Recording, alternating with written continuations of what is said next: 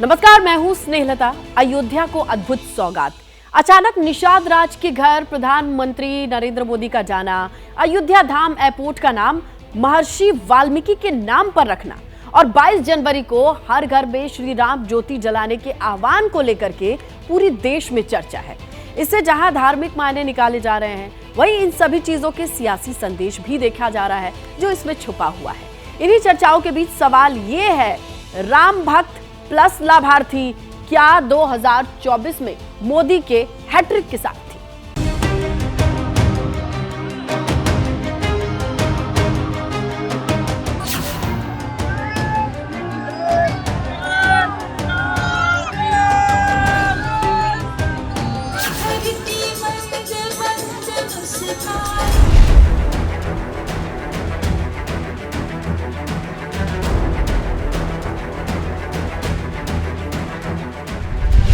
इन 4 तस्वीरों में 24 का संदेश छिपा है। मीरा मांझी की मीठी चाय, महर्षि वाल्मीकि एयरपोर्ट, राम भक्तों के लिए ट्रेन और अयोध्या को त्रेता वाला सम्मान। इन तस्वीरों की कई व्याख्या हो सकती है, लेकिन जब लोकसभा चुनाव में कुछ ही महीने बचे हैं तो सियासी मायनों की चर्चा तो होगी ही। त्रिकालदर्शी महर्षि वाल्मीकि जी के नाम पर अयोध्या धाम एयरपोर्ट का नाम इस एयरपोर्ट में आने वाले हर यात्री को धन्य करेगा। 22 जनवरी 2024 को रामलला भव्य मंदिर में विराजमान होंगे, लेकिन पीएम मोदी ने 30 दिसंबर से ही अयोध्या के माहौल में उत्साह भर दिया है। देश की फिजा में भक्ति का रंग घोल दिया है।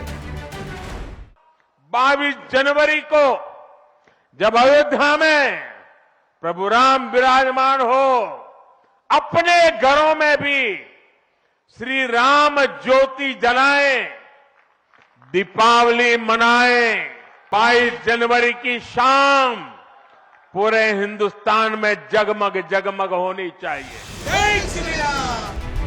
नए राम मंदिर में रामलला की प्राण प्रतिष्ठा से पहले प्रधानमंत्री नरेंद्र मोदी अयोध्या वासियों को कई सौगात देने पहुंचे थे। एयरपोर्ट पर यूपी के मुख्यमंत्री योगी आदित्यनाथ और राज्यपाल आनंदीबेन पटेल ने उनका स्वागत किया।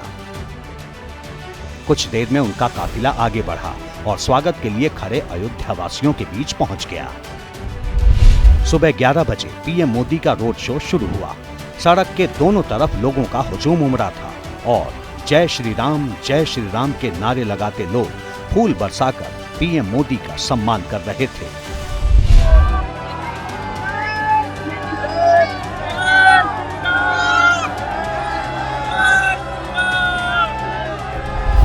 इस दौरान महिलाएं सड़कों पर नृत्य करती नजर आईं। सड़क किनारे खड़े लोग किसी भी तरह पीएम मोदी की एक झलक पाने को आतुर थे। सुबह 11:30 बजे प्रधानमंत्री मोदी का रोड शो साकेत पॉइंट से आगे लता चौक पहुंचा।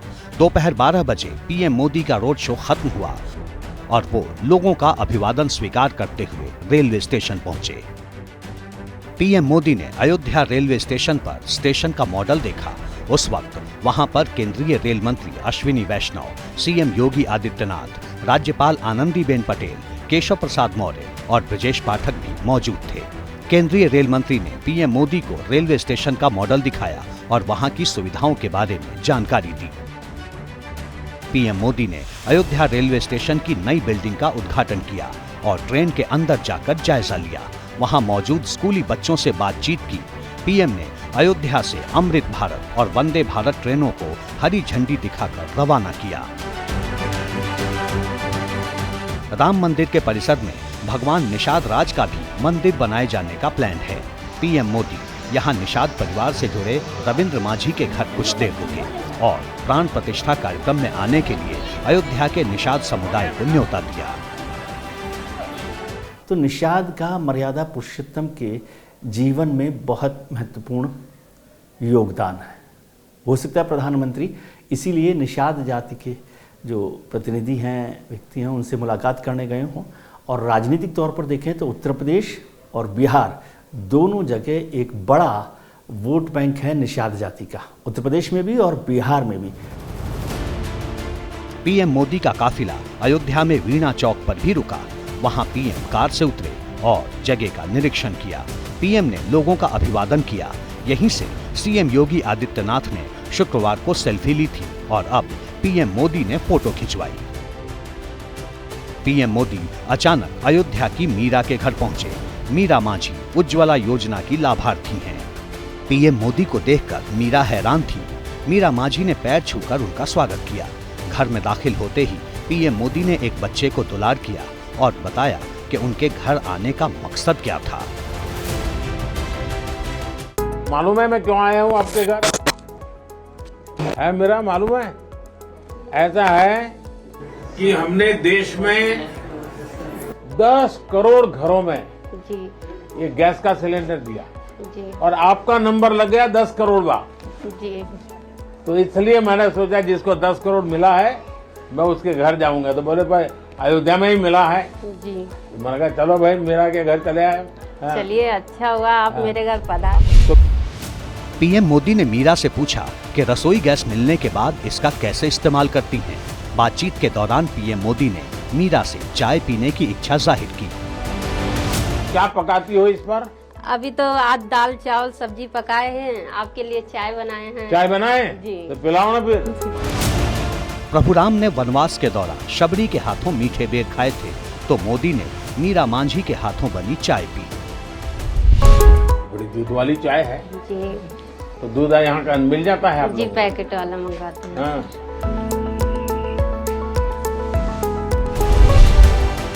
पीएम मोदी ने मीरा मांझी से सरकारी योजनाओं के बारे में बातचीत की और पूछा कि उन्हें क्या क्या लाभ मिला है।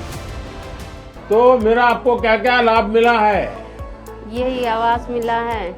आवास मिला है जी। ये आपने बना दिया? जी, आपके कृपया से। अच्छा, ठीक से बना है? हाँ। अच्छा, और- पहले कहाँ रहते थे? पहले झोपड़ी था यहाँ, हाँ? खपड़े का घर था। हाँ। जी हाँ, कहाँ रहते थे? जी और जी, अब अच्छा बन गया? जी हाँ। कब से है लाइट? 3 साल हो गया। 3 साल हो गए? जी। अच्छा, तो बिजली का बिल कितना आता होगा? वो आता है महीने का 100 रुपये 200 ऐसे आता है। 100-200 रुपए? जी। अच्छा, और गैस कब से मिला है? ये कल मिला है। कल मिल गया? जी अच्छा, तो गैस चलाना आता है? जी, कल सीखे हैं। कल सीख लिए? जी तो पहले से चाहती थी अब गैस मिल जाए? अगल बगल वालों को भी तो गैस मिल गया हाँ, होगा? सबको मिल गया था। हम छोटे चूल्हे पे बनाते थे, पहले तो भट्टी था, भट्टी पे बनाते थे। हाँ। हाँ, फिर चूल्हा ले दिया था, हाँ। उस पे बनाते थे। पीएम मोदी मीरा के घर करीब 15 से 20 मिनट रहे।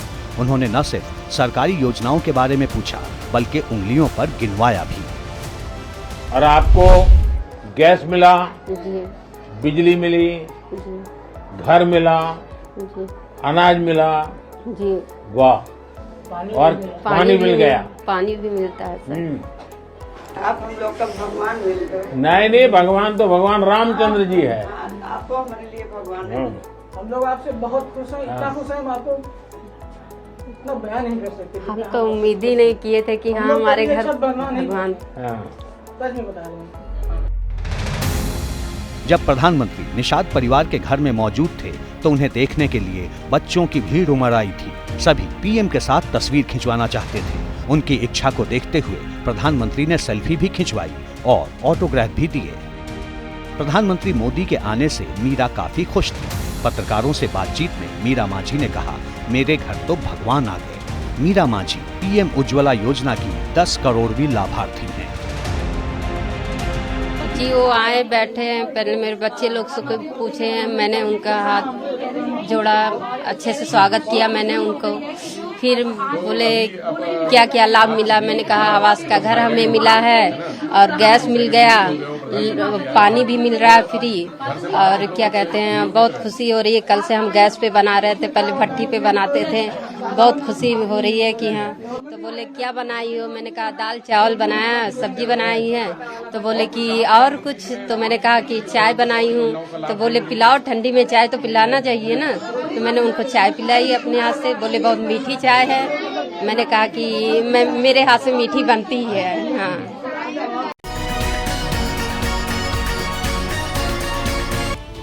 तो देखिए, अयोध्या से प्रधानमंत्री मोदी ने संकेत में 2024 का संदेश दिया है, जिसका असर खासकर निषाद और वाल्मीकि समाज पर पड़ेगा। पीएम मोदी के इस फैसले का विरोध विपक्ष भी नहीं कर पा रहा है। इस रिपोर्ट से आप समझ पाएंगे कि पीएम मोदी ने अयोध्या को सौगात देने के साथ ही कितनी बड़ी आबादी के मन को छुआ है।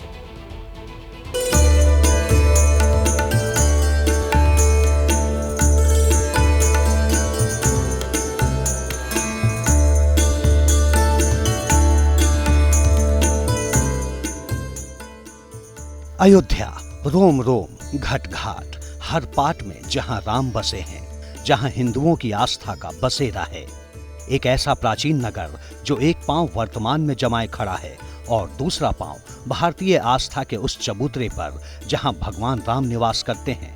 उसी राम नगरी को प्रधानमंत्री नरेंद्र मोदी ने एक ऐसी सौगात दी जिसे अयोध्यावासी ही नहीं, देश विदेश के तमाम राम भक्त देखकर मंत्रमुग्ध हो रहे हैं।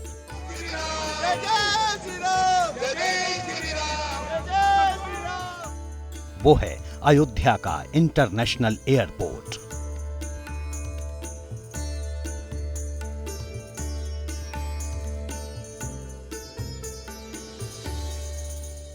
मोदी जो गारंटी देता है उसे पूरा करने के लिए दिन रात एक कर देता है। ये अयोध्या नगरी भी तो इसकी साक्षी है। और मैं आज अयोध्या के लोगों को फिर से विश्वास दूंगा कि इस पवित्र धाम के विकास में हम कोई कोर कसर बाकी नहीं छोड़ेंगे।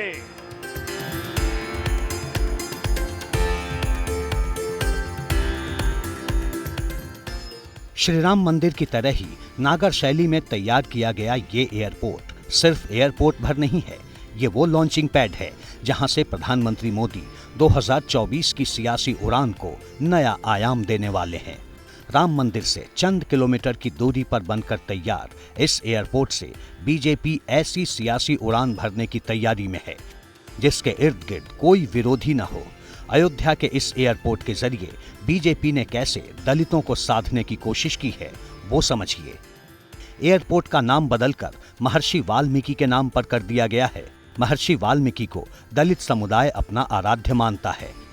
वही दलित समुदाय जो न सिर्फ उत्तर प्रदेश में बल्कि समूचे देश में एक अहम फैक्टर है। त्रिकालदर्शी महर्षि वाल्मीकि जी के नाम पर अयोध्या धाम एयरपोर्ट का नाम इस एयरपोर्ट में आने वाले हर यात्री को धन्य करेगा। महर्षि वाल्मीकि द्वारा रचित रामायण वो ज्ञान मार्ग है जो हमें प्रभु श्री राम से जोड़ती है। आधुनिक भारत में महर्षि वाल्मीकि इंटरनेशनल एयरपोर्ट अयोध्या धाम हमें दिव्य भव्य नव्य राम मंदिर से जोड़ेगा। श्री राम की नगरी अयोध्या में एयरपोर्ट और रेलवे स्टेशन के उद्घाटन से पहले प्रधानमंत्री ने प्रोटोकॉल तोड़कर अयोध्या की एक दलित बस्ती पहुंच गए, जहां प्रधानमंत्री ने न सिर्फ चाय की चुस्की ली बल्कि बच्चों के साथ सेल्फी भी ली और श्री राम मंदिर की तस्वीर पर ऑटोग्राफ भी दिया।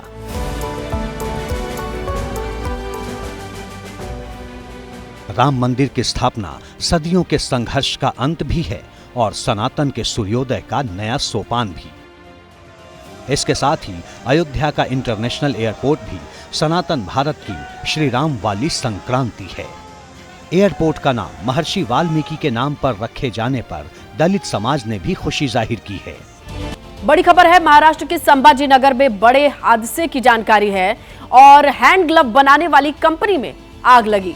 आग में जलकर 6 मजदूरों के मौत की खबर मिल रही है। हादसे के वक्त ये सभी मजदूर सो रहे थे। बड़ी खबर, हैंड ग्लव बनाने वाली कंपनी में आग की खबर मिल रही है। आग में झुलस करके 6 मजदूरों की दर्दनाक मौत हुई है। ये सभी मजदूर मौके पर मौजूद थे। लता शर्मा हमारी सहयोगी जुड़ चुकी है ज्यादा जानकारी के साथ। लता, जरा समझाएं कि कब कैसे हुआ यह हादसा और क्या जानकारी। देखिए, महाराष्ट्र के संभाजी नगर में वालज औद्योगिक क्षेत्र जो है, वहाँ पर हैंडग्लव्स बनाने वाली कंपनी सनशाइन एंटरप्राइजेस में बीती रात भीषण आग लगी।